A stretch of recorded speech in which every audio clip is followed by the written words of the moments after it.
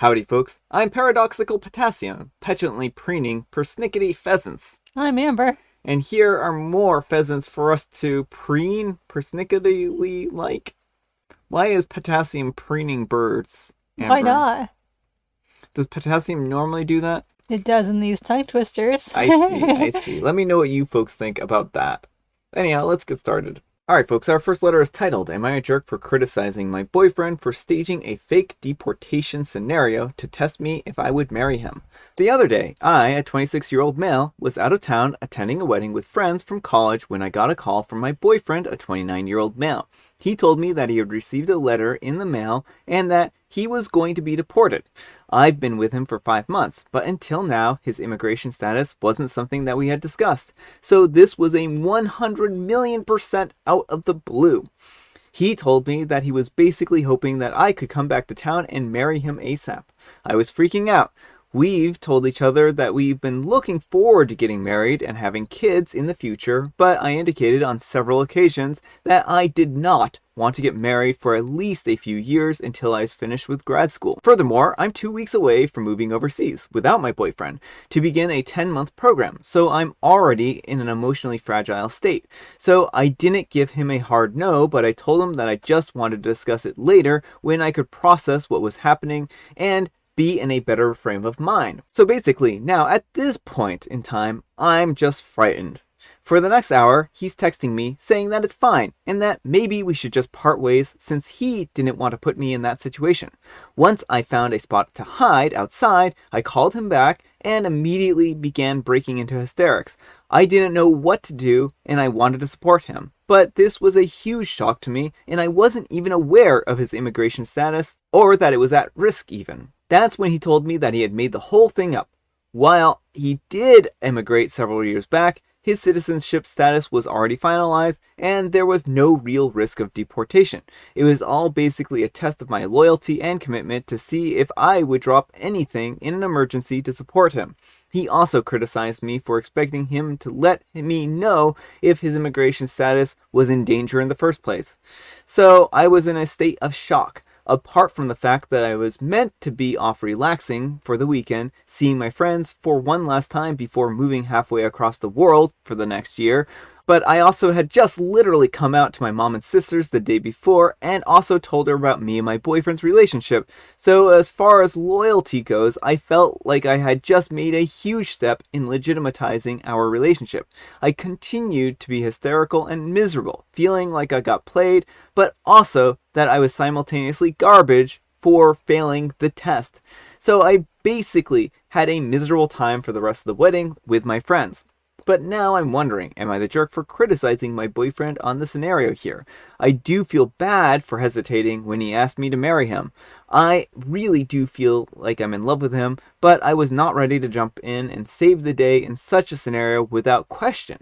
And I'm now questioning whether or not I'm a bad boyfriend. What do you think, folks? Bad boyfriend or not? Not. I mean, this isn't even a fair test. Opie, you've been in this relationship for 5 months, and he springs this weird test on you out of a blue. Like, honestly, at this point, it may be worth reconsidering the relationship because this is a manipulation tactic.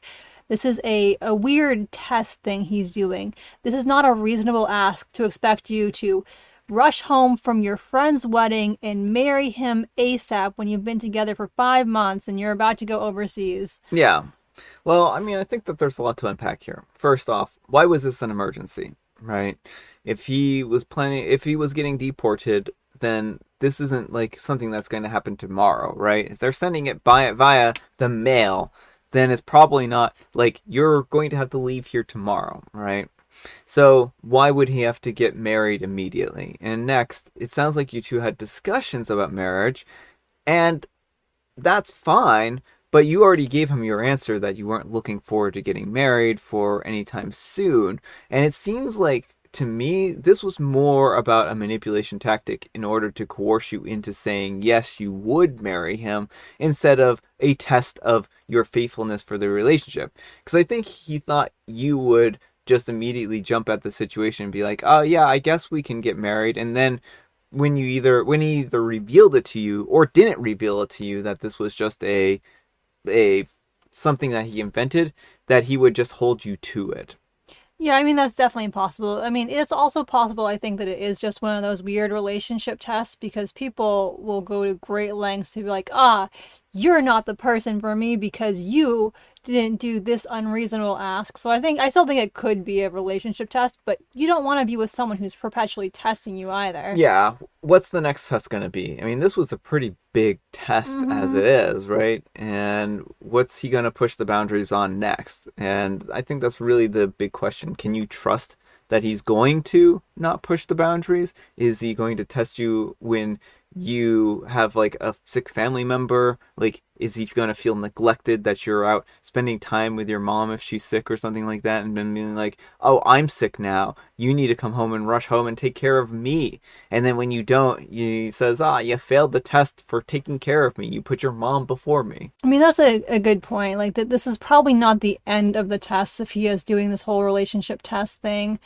And he has, like, you have major boundaries clear or your desires for marriage clear, and he's like pushing that. Mm-hmm. And that's not okay because you should be able to say in a relationship, hey, I'm not ready to get married until X date, and as long as it's like wanting to finish grad school is a completely reasonable thing. It's not like, Mm-hmm. oh, maybe in 50 years, Yeah. and so it's totally reasonable, and your partner should be able to accept that you want to finish this thing before that. Yeah, exactly. But let me know what you folks think. So anyhow, take care and good luck. And Leanna Wild says, not the jerk. Your boyfriend is a scam artist.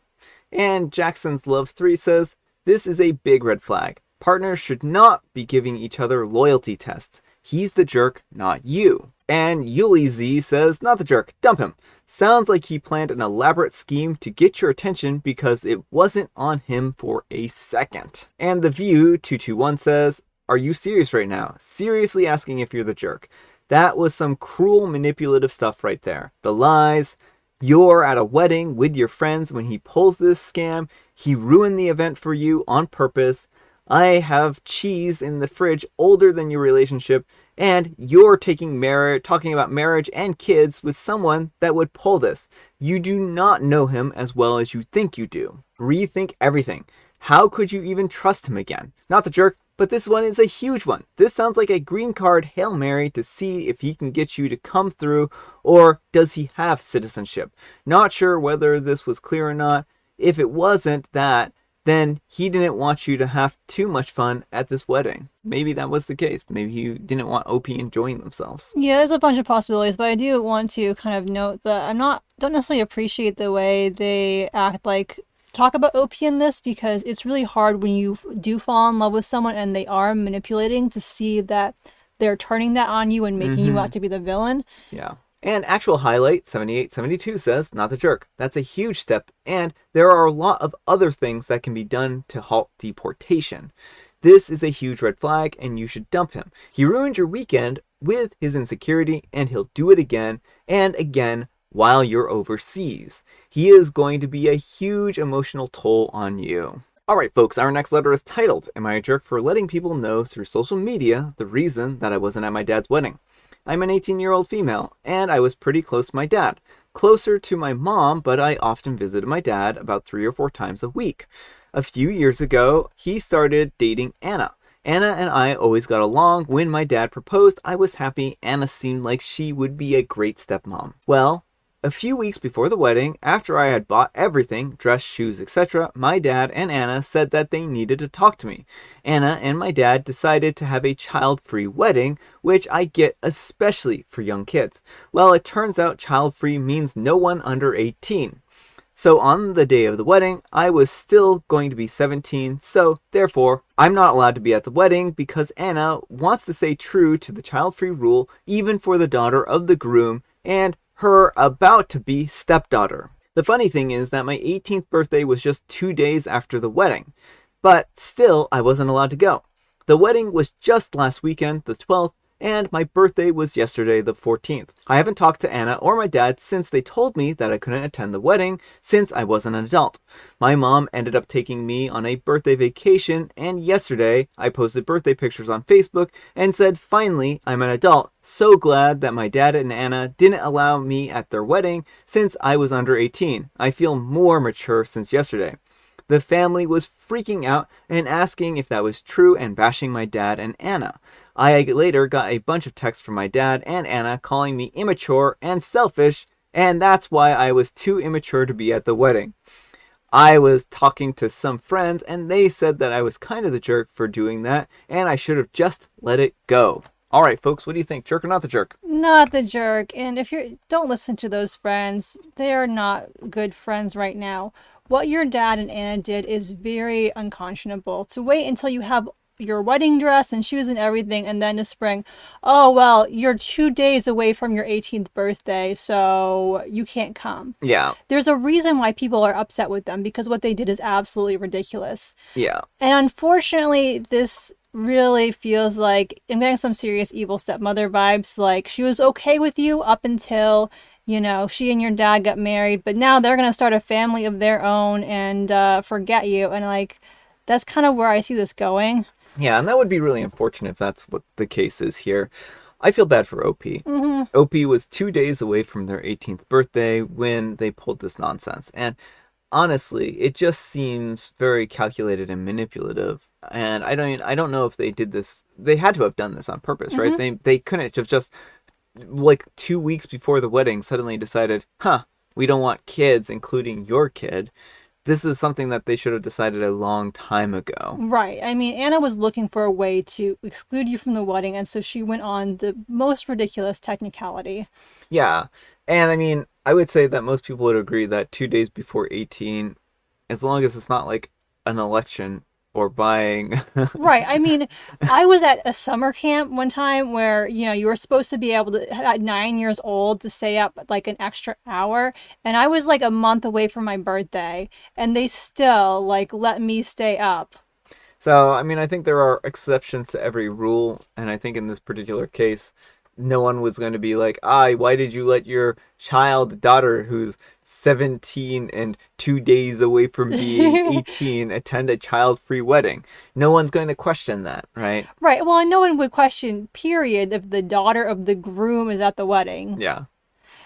So I don't think that you're in the wrong, OP. I think that they were very spiteful here. I just hope that the rest of the family can talk some sense into OP's dad, because again, it seems like Anna may be trying to slowly phase OP out of the relationship. And that could be the case. But let me know what you folks think. So anyhow, take care and good luck. Devil Craves Scriptor says, not the jerk, what kind of man doesn't have his own child at his wedding? Anyways, they made a choice. If they believe it was the right choice, they should have no issue about it being publicly known. Plus, people might well assume that you weren't there because you disapproved of his new wife or chose a vacation instead. Ensuring people know why you weren't there saves your own reputation. That's a really good point. Mm-hmm. And Wandering Aimlessly 9 says, the no child rule was made for you. I'm sorry, but let that sink in for a second. She made a rule to keep you out. You now know where you stand in the marriage. You don't. I'm sorry, not the jerk. I personally think that this was epic. Harsh, but epic. They deserved more than that. I would even update it with a picture of their texts. And Blackfire4890 says, I can't help but wonder if she purposely picked a date before OP's birthday just so she couldn't go. If the dad and stepmom wanted to make it a child-free, but make sure that OP was there, then they could have made sure that the date was after OP's birthday. But to make it 2 days before, they didn't want her there and was just trying to use it as an excuse. I mean, that's a great point. That if it was really about, a technicality, they could easily have bumped it a weekend. Yeah. All right, folks, and our last letter is titled, Am I a Jerk for Not Letting My Niece Help in My Bakery Anymore? Throw away for privacy. I'm a 35-year-old female and I own a small bakery. I am very happy with it and proud of my work. I have 2 employees who work part-time, and for the most part it's just me. My sister-in-law approached me at the beginning of summer and asked if I would let my niece, an 11-year-old female, help out in the bakery over school break. She has been getting really into baking and loves watching content creators baking, and was apparently just dying to be able to job shadow and help in a bakery. I was hesitant, but I said yes, and I hated it. Every single minute that her niece spent in my bakery this summer was the only time I've ever had any regrets about opening my business. Whatever the opposite of helpful was, That was what my niece was. My employees didn't enjoy her being there, and I didn't enjoy her being there at all. We were three very grumpy people all summer. I had hopes that she would get better, but she didn't. She started back to school this week, and I have never felt so relieved. I had thought many times about telling my sister-in-law that she couldn't come back during the summer, but since I had made the promise, I kept up with it. My sister-in-law stopped by the house yesterday to drop something off for my husband. She told me that my niece had absolutely loved her experience this summer and wanted to know if she could come back for a couple Saturdays a month. I told her that unfortunately that wasn't going to work and that going forward I didn't think that it was a good idea for my niece to help out. I told her that it just wasn't productive for us. My sister-in-law was very unhappy. She told me that my niece had loved her summer at the bakery and was so looking forward to continuing. I told her that I was sorry, but I had a business to run and I couldn't continue helping her out. This dissolved into a shouting match, and my husband eventually broke it up. My sister-in-law and mother-in-law have been sending me nasty messages about breaking a girl's heart. My husband said my niece called him and was very upset, but stands by me and understands that I can't let this bring down my workplace. So am I the jerk? All right, folks, what do you think? Jerk or not the jerk? Not the jerk. And potentially by having an 11-year-old in your kitchen, you may be violating child labor laws anyway. So you might even be able to, from that perspective, be able to be like, yeah, sorry, I can't have an 11-year-old working in my kitchen. Yeah, I mean, I think that you should look into the laws and make sure that this is above board because you don't want your bakery getting fined or anything like that. You've worked very hard at it, and this isn't something that you really want to take a risk on. I can understand her disappointment, but that's the point of job shadowing, right? Decide if you're a good fit for a job. And in this particular case, she wasn't a good fit. Well, and she's also 11, so it may be that when she gets to be, 16, an actual age where she can work, that she could shadow you again or something.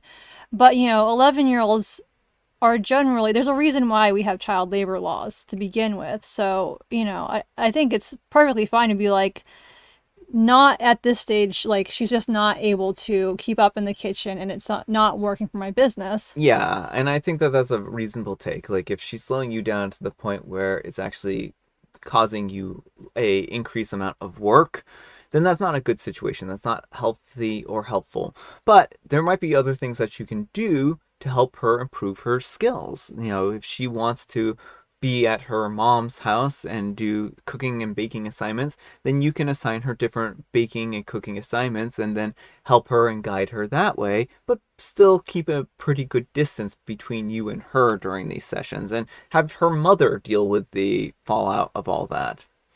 Well, I think, yeah, being in a place where you don't have to clean up everything if it goes wrong or the messes she makes probably would help. And it's obviously not your obligation to begin with to take care of this. But if you did want to give her some, like, tutoring or something like that, it might be like maybe at family gatherings, like you could make a dessert and she'll help you or something. Yeah, and I think that it's really good that she's very excited about this. But again, I think there is a age-appropriate way of talking to her and the mom and letting her know that while you appreciated her being there, it just isn't something that you can do all that regularly, and that it's unfortunately, a really busy environment, and then maybe in a couple of years she can revisit coming back to the bakery. And I think that would be a reasonable approach. I do. And I feel bad that she feels like is looking so forward to this because I know that it puts OP in a really bad spot. Well, I honestly don't know why her mom in the first place was like, why don't I have an 11-year-old go work in a bakery kitchen? Yeah.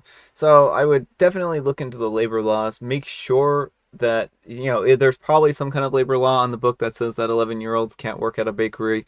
And then just use that as I'm sorry, I got a complaint, or something like that with you working there, and now I can't have you there. That might just work, and then that's the softest, nicest way of taking care of the situation. Mm-hmm.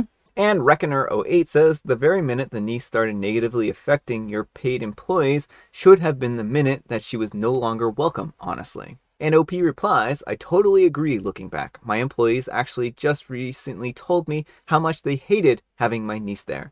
I thought a lot of the issue might have been a me thing. I don't generally enjoy being around children very much, so I wasn't sure if I was just being irritable or not. We lovely employees are getting an employee night out, and I'm working with my accountant to see how much of a raise I can give these two saints. And aware of my issues says, info. What were the behaviors that weren't helpful?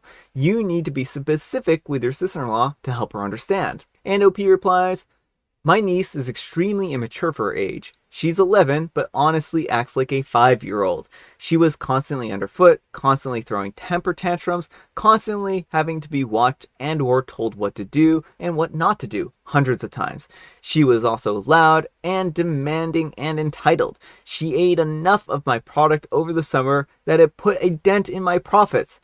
She just completely was terrible to be around, and it drained our normally really fun and happy work environment.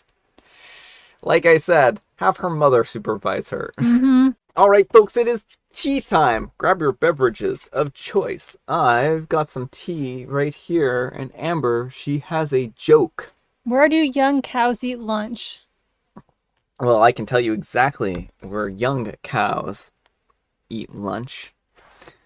They go to a little spot called Grass and Herbs, and it's a little quaint brick building made of stone, and well, I mean, you know what I'm saying. It's not made of bricks. It's a stone building, and they go there and they sit at this little tiny table, and they're like, "Can I have some grass and herbs?" And then the farmer brings some grass and herbs, and then they eat, and then they pay their bill, and then they move on.